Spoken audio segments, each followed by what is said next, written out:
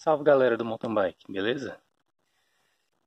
Estamos aqui no Trilho do Verde, mais precisamente um trechinho aqui do Verde 2, o Rock Garden, para falar um pouquinho para vocês hoje sobre coroa oval, funcionamento, como ela funciona e em qual situação ela é mais benéfica, ela é mais eficiente. Para começar, o ponto da coroa onde ela começa a atuar transmitindo a força para a corrente é nessa região superior, nessa parte aqui, mais superior da que está a corrente, independente de onde está o pé de vela, sempre na parte superior, no início do engate aqui na corrente, onde começa a transmitir a força.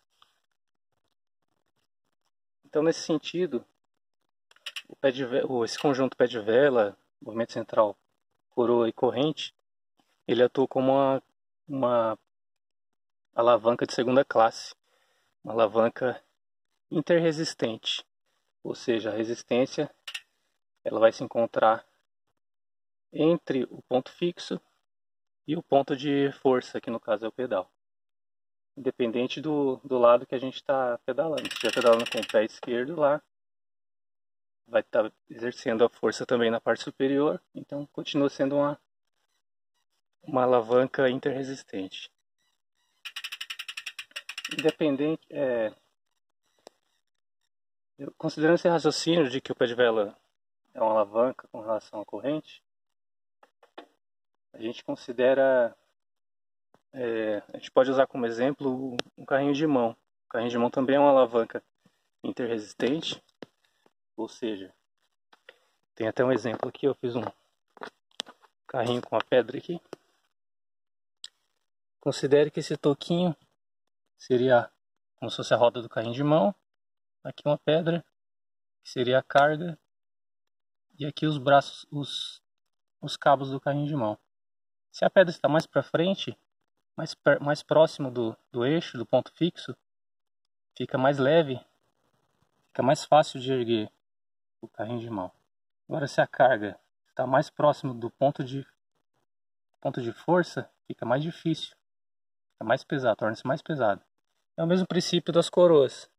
Imagine que a pedra aqui seria como se fosse uma coroa de 52 dentes, por exemplo, e aqui na frente seria uma de 26 dentes, aproximadamente a metade. Ou seja, você vai, para carregar aqui na frente, você vai fazer menos força. A diferença aqui no funcionamento da coroa, a coroa ela engata um dente em cada elo da corrente. Então, se você precisa mudar esse ponto de alavanca, você vai consequentemente aumentar a quantidade de dentes. Vai carregar mais corrente. Uma coroa maior, ela vai executar mais trabalho, só que vai se tornar mais pesado para fazer o trabalho. Uma coroa menor vai se tornar mais fácil, mas você vai precisar dar o dobro de viagens para executar o serviço. E qual que é o princípio da coroa oval?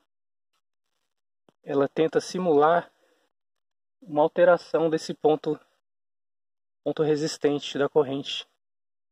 Quando ela está no ponto ótimo, quando a gente exerce a compressão do pedal, que é o momento de maior força, ela afasta um pouco a corrente do centro, do eixo, do ponto fixo, fazendo com que a gente consiga puxar mais corrente, aumentando a velocidade angular dos dentes.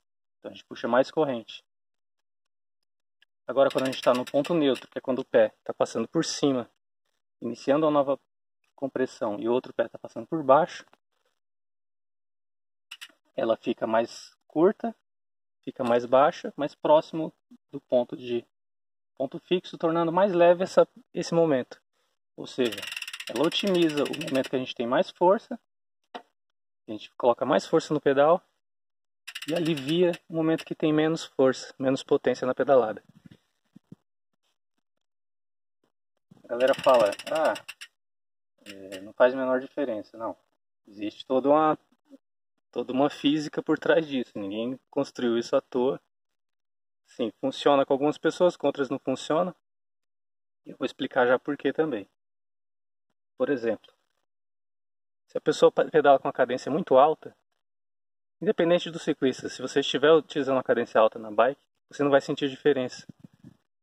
porque a quantidade de dentes não vai alterar. A quantidade de dentes na coroa vai ser sempre a mesma, então você vai estar puxando sempre a mesma quantidade de corrente. Agora, se você está pedalando com a cadência mais curta, mais lenta, aliás, você vai sentir esse momento de força otimizado e vai também sentir a parte que alivia, quando você precisar fazer a transição de novo para o momento de força. E em que situação você vai utilizar isso? Principalmente em subidas técnicas, como essa aqui, uma subida com bastante pedra, ou raízes, ou degrau, alguma coisa que faça você pedalar mais travada, uma pedalada mais quebrada. É nessa situação que você vai sentir mais performance. E outra situação também é em subidas, né? Principalmente pedalando em pé, você também vai sentir um ganho de potência na pedalada. Existe uma porção de vídeo no YouTube já falando desse assunto, porém a galera não fala por experiência própria, ou mesmo pelo que os outros falam, né? Ou por alguns estudos científicos que já existem a respeito da coroa oval, só que foram feitos em laboratório, né? Dentro do laboratório, em cima da bicicleta estacionária, bicicleta de estrada geralmente, você não vai sentir diferença mesmo. Agora, numa situação real aqui, como subir o Rock Garden ou subir um trecho de raízes, você vai sentir essa diferença. Esse tipo de coroa, essencialmente, ele é ótimo para esse tipo de situação, certo? E o que mais? Deixa eu ver se tem mais algum detalhe aqui. E é isso. Então, lembrando que é um sistema de alavanca, então é por isso que a coroa oval existe. Ela tenta otimizar esse ponto da velocidade angular da corrente e faz todo sentido para pedalar travado em alguns trechos de mountain bike mais radicais, digamos assim. Beleza? É isso aí, galera. Comentem aqui embaixo se vocês discordam, concordam, se você já utiliza, qual a sua experiência com esse tipo de coroa oval, se você acha que é vantajoso ou não, se não sentiu diferença. E compartilhem, se inscrevam no canal. Em breve a gente vai estar postando mais novidades aí. E agora tem que subir, né? Bora pra trilha. Abraço, galera.